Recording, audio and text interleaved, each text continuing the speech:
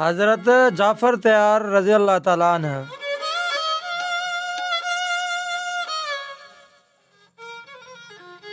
حضرت جعفر تیار رضی اللہ تعالیٰ عنہ حضرت ابو طالب رحمۃ اللہ علیہ جو پٹ ہو۔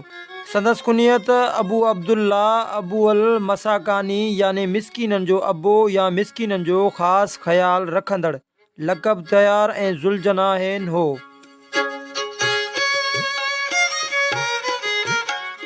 سندس والدہ ماجدہ بی بی فاطمہ بنت اسد ہوئی۔ حضور صلی اللہ علیہ وآلہ وسلم جو سوٹ ऐं حضرت علی کرم اللہ تعالی وجہ جو سگو بھاؤ۔ حضرت ابو طالب علیہ السلام ऐं संदसि घर वारी ऐं औलाद सभ खां पहिरीं इस्लाम जे हिफ़ाज़त ख़ातिर सिर ॾिना ऐं इस्लाम ख़ातिर मुसीबतूं सठियूं। हज़रत जाफ़र तयार जी विलादत 3 आमुल फ़ैल में थी। संदसि तरबियत नबी करीम सल्लल्लाहु अलैहि वसल्लम ऐं संदसि वालिद अबू तालिब जन कई। हज़रत जाफ़र रज़ी अल्लाह ताला अन्हु कुरैश जे ज़ुल्मनि खां तंग थी हबश ॾांहुं हिजरत कई। मुसलमाननि हज़रत जाफ़र खे पंहिंजो अमीर बनायो। हज़रत जाफ़र हिजरत जे 6 साल ताईं हबश में रहियो ऐं 7 हिजरी 628 ईस्वी दारे फ़तह ख़ैबर वारे ॾींहुं मदीने मुनव्वरा में हाज़िर थियो।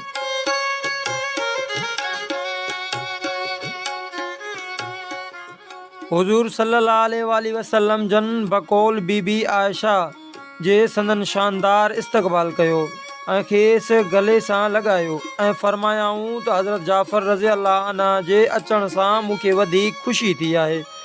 हुज़ूर सल्लल्लाहु अलैहि वसल्लम जॾहिं कैसर रूम खुसरो ईरान ऐं अज़ीज़े मिस्र खे दावत इस्लाम जा ख़त मोकिलिया त शरजील नाले हिकु काफ़िर नबी सगोरे जे मोकिलियल कासद हारिस बिन उमेर खे शहीद करे छॾियो।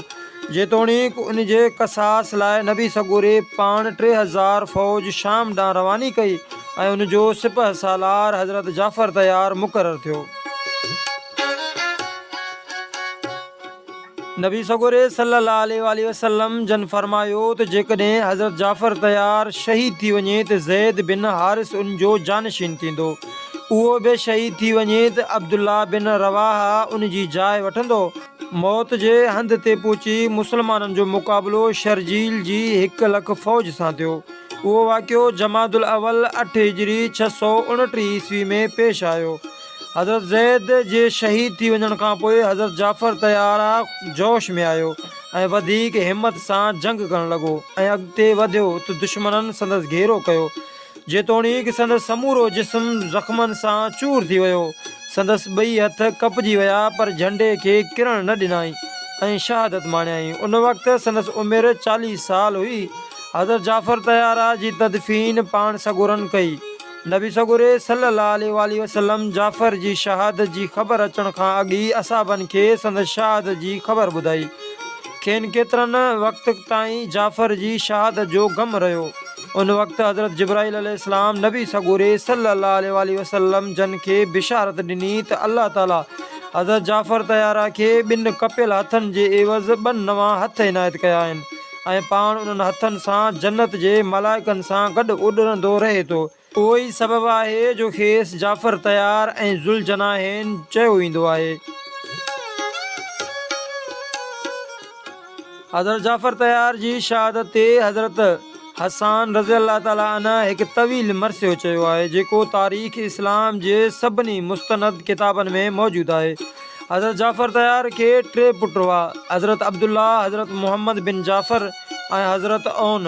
हज़रत अब्दुल्ला जी शादी हज़रत अली अलैहिस्सलाम जी न्याणी बीबी उमुल मसाइब ज़ैनब सलामुल्लाह अलैह सां थी। हज़रत जाफ़र तयारा जे ॿिए फ़र्ज़ंद मुहम्मद जी शादी हज़रत अली करमुल्लाह वजह जी ॿी धीउ उम्मे कलसूम सां थी। 3 पुट जे बारे में का मुसबत तारीख़ नथी मिले। हज़रत जाफ़र तयारा सूरत ऐं सीरत में नबी करीम सल्लल्लाहु अलैहि वसल्लम जे हमशक्ल हो। ख़ुदि नबी करीम सल्लल्लाहु अलैहि वसल्लम हज़रत अली करमुल्लाह वजह खे फरमायो हो त जाफ़र तव्हां सूरत ऐं सीरत में मूंसां मुशाबत रखो था। हज़रत जाफ़र अलैहिस्सलाम जी शहादत खां पोइ नबी करीम सल्लल्लाहु अलैहि वसल्लम संदन ख़ानदान जे लाइ 7 ॾींहंनि ताईं हाज़िरी खाधो तयारु कराए मोकिलियो। किन रिवायतनि मुताबिक़ उहो खाधो 40 ॾींहंनि ताईं जारी रहियो हो।